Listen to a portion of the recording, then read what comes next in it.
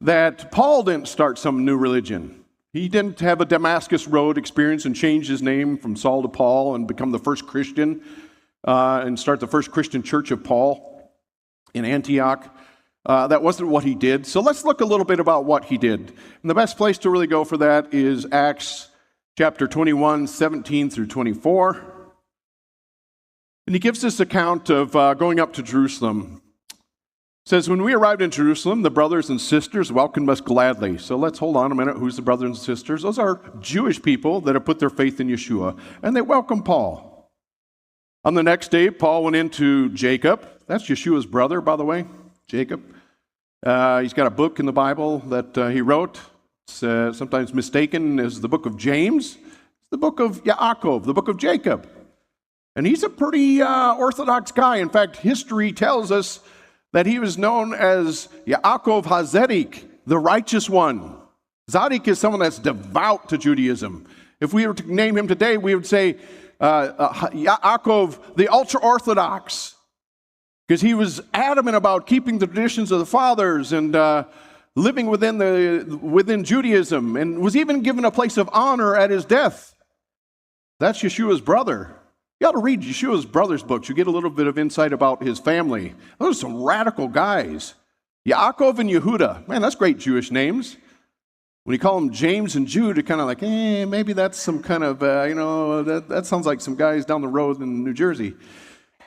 They're good Jewish boys, and they're radical. You ever read Judah's book? Wow, he's quoting Book of Enoch and angels. And whoa, you talk about a radical family. These are Yeshua's brothers. The guys that missed him at the beginning, but boy, once things turned around, they were with him and they were on fire. So that's the Jacob that Paul goes to, Rabbi Paul, and all the elders who were present. And after greeting them, he reported to them in detail what God had done among the Gentiles through his service. And when they heard, they began glorifying God. They're excited. Wow, Gentiles are coming to the faith. This is amazing. They said, you see, brother, they're talking to Rabbi Paul now, how many myriads there are among the Jewish people who have believed. And they've all become good Christians, and we baptized them all and got them enrolled into the first church of James and Jude. Oh, I'm sorry, I shouldn't do that when I'm reading Scripture. No, they said there are myriads among the Jewish people who believed, and they're all zealous for the Torah. Wow, that means they're all ultra-Orthodox. They're the peyote guys, and the white shirts and the black jackets. They're all zealous for the Torah. These guys are the ultra-Orthodox. Wow, can you do that? Believe in Yeshua and be ultra-Orthodox? In the first century, it was, yes, of course. What more Jewish thing could you do? Going on, it says, they've been told about you, Rabbi Paul, that you teach Jewish people among the Gentiles to forsake Moses, telling them not to circumcise their children or walk according to the customs. Customs. That's the stuff some of you don't like. You think Yeshua came to do away with. Traditions of men. Customs. It's called rabbinic law now. Some of these Jewish people, they've heard a bad report about you, Rabbi Paul. They heard that you're teaching Jews to stop living as Jews. Stop following the Torah. Stop circumcising your children. Stop listening to these traditions, oral traditions of customs. So what's to be done? What are we going to do? There's a rumor going around about you, Rabbi Paul. What are we going to do? No doubt they're here that you come here. And they don't like you, Rabbi Paul, because they've got this nasty report that you're saying you don't need to be Orthodox anymore. You can be a Christian, sort of. But they've heard this report that he's teaching Jews not to be Jews anymore. So what are we going to do? We'll tell you what to do. We already got this plan. We knew you were coming. We knew this is a problem. So here's the plan. We have 4 men who have a vow upon themselves. Now, wait a minute. What's this vow they have upon themselves? What is this? They vowed not to eat sugar for a month. I mean, they were, maybe, we're in the days of Lent. Maybe they had a Lent. People take vows during Lent. This is a Christian holiday where people don't eat fish or something, or they give up caffeine or something. Maybe that's what they did. Maybe these guys were in Lent.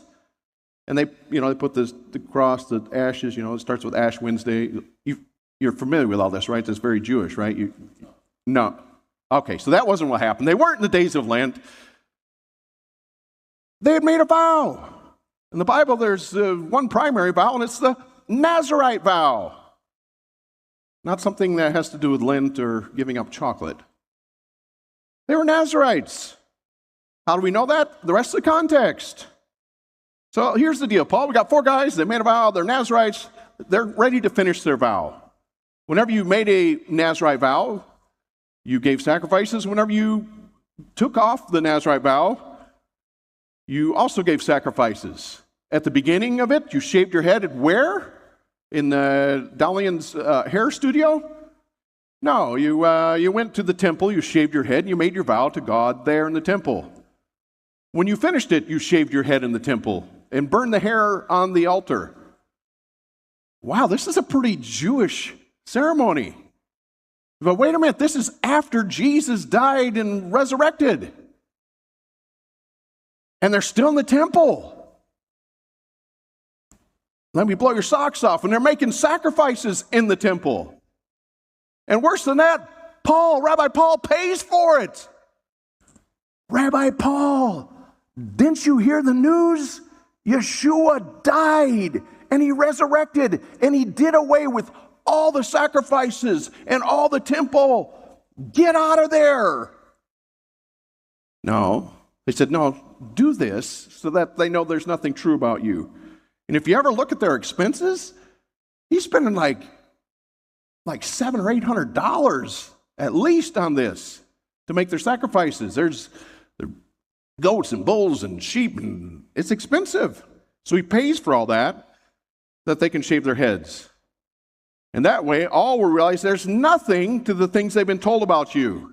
It's not true. You don't teach Jews to give up on their Judaism, but that you yourself walk in an orderly manner, keeping the Torah.